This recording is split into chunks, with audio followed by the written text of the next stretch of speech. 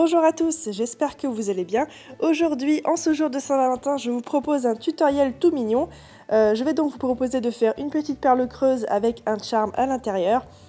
Donc pour commencer, je prends de la pâte noire, mais vous pouvez prendre tout type et toute couleur de pâte. Et je la texture avec un petit tapis en mousse. Ce tapis en mousse, je l'ai trouvé dans une box beauté que j'avais avant. Ils en mettent souvent au fond des boîtes.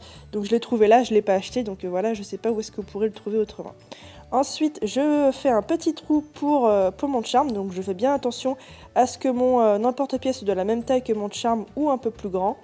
Et ensuite, je vais commencer la perle creuse en elle-même. Donc pour ça, je prends un emporte-pièce plus grand, là aussi dans la forme que je veux, et je vais commencer à pousser légèrement la pâte à l'intérieur. Donc j'y vais doucement pour pas que ça se déchire, pour pas que ça fasse de marques sur les côtés à cause de l'emporte-pièce. Et je vais tout simplement un petit peu tendre la pâte à l'intérieur. Donc c'est quelque chose qu'il faut faire assez doucement pour pas que la pâte craque. Et je vais aussi un petit peu lisser les contours de mon trou à l'intérieur. Ensuite, tout simplement, j'enlève l'excédent de pâte. Normalement, la forme de la perle va rester et je cuis. Une fois que c'est cuit, je fais ma petite semelle. Donc là, j'ai choisi une semelle en pâte translucide dans laquelle j'ai ajouté un petit peu de vari-poudre. Et comme ça brillera après cuisson. Je vais ensuite coller ces deux morceaux avec un petit peu de fumée liquide. Donc attention quand vous poussez votre pièce, enfin votre lentille sur votre semelle, à ne pas avoir de fumée liquide sur les doigts, sinon votre texture va paraître brillante après cuisson puisque il y aura un petit peu de fumée liquide dessus. Donc ayez bien les doigts propres quand vous allez pousser comme je le fais ici. Et voilà, et ensuite on passe en cuisson.